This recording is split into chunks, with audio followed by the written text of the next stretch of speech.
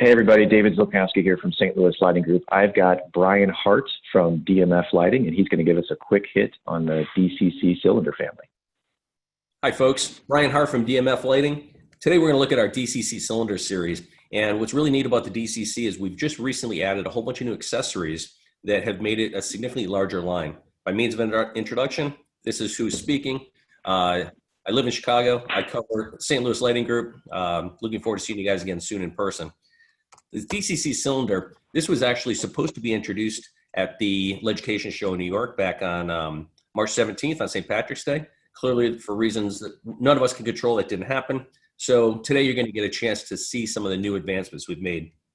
At the heart of the DCC cylinder is a series of modules that allow you to change the color, the output, the beam angle, and even adjustability coming out of the cylinder body. And today we are offering new enhancements, which include shades, some other decorative elements, and some other ways of accessorizing to complete the family, make it a little bit wider, and give you more tools at your disposal.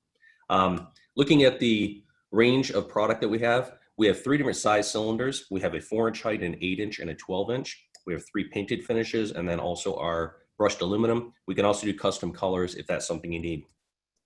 So what light do you get out of the cylinders? Is you look at this graphic, there's actually 6 different primary functions.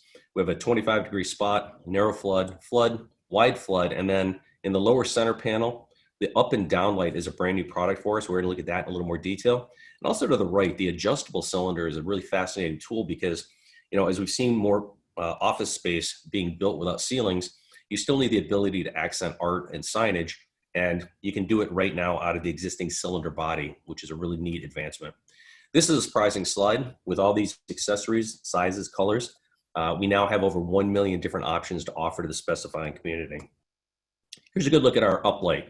This is the detail from the top. What's interesting about this, there's a couple of things. One, it's shadowless. So even though you see the 3 spokes coming into the center, it doesn't throw that pattern onto the ceiling plane. The other neat thing is that you see there's a single point of support in the center, which is either a cord or a stem. This is a really cool detail because it barely lights up when it's hanging there, but it will also match other cylinders that might be in the space that are not indirect direct. So a center point is a really clean look. Our cylinder production line is based in our corporate headquarters in Carson, California. We currently can turn these fixtures out to your custom specs inside of 5 days. It takes a little longer if you have custom, a little longer if you have more than 500 pieces. So here's a look at the modules. These are the same modules you're maybe familiar with from our downlighting. They've gone right into the cylinder business as well. And the nice thing there is if you're intermixing downlighting and cylinders, you have the ability to match them up from a color and a performance standpoint, dimming, and also maintainability in the long run. So these 3 primaries, the one on the lower right, the far right back is actually the DRD2, which is our general service. To the left is the Apex, which is a 20-degree, 30-degree, or 40-degree product. And then in the front is our adjustable. And this is the one that you just saw a moment ago, also in the cylinder. It originally made its debut in our 1-frame downlighting family. So we love talking about plug and play at DMF. What's neat here is that everything, once the electrician brings power to the product, everything from that point forward becomes a series of plugs that allow you to very easily change color, beam spread, or adjustability. Here's how it animates.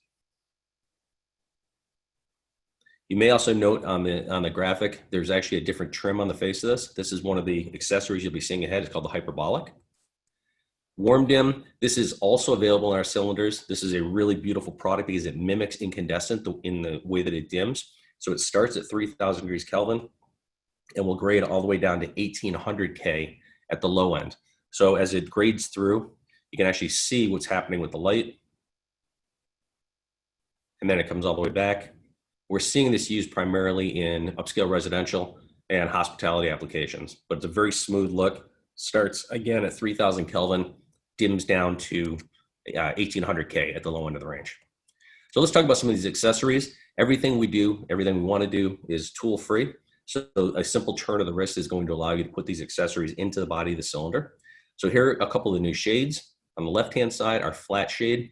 The diameter is just over 14 inches. It's about 7 inches tall. The dome on the right is just under 14 inches, and it's about 9 3/4 inches tall. So all of these are designed to thread on to either of the 3 sizes. You can see we have varying finishes available. Take note that on our left-hand side, you'll see a little warmer tone inside that flat cylinder. That's actually our wheat or haze finish. And to the right, the silver one, that's actually a painted that is designed to look like Alzac that we're all familiar with. Here's our little snoot. We saw this earlier.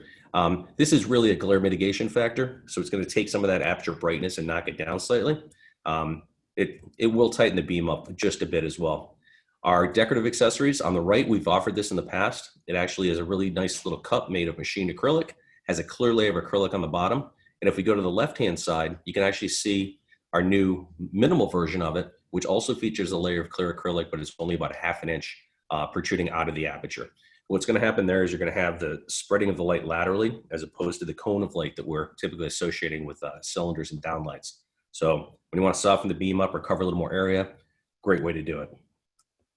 This is the hyperbolic we saw a moment ago in black in the cylinder. This is the white version. We can also make it in the other 2 finishes that we make, bronze and brushed aluminum.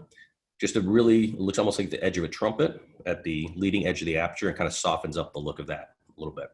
So from a resource standpoint, how do you specify this? If you go to our website, you take a look in the center of the screen, it says overview and specs, hit the specs button. It'll speed you all the way down exactly to the specs instead of looking at all the word salad marketing. It's a faster way to navigate our site.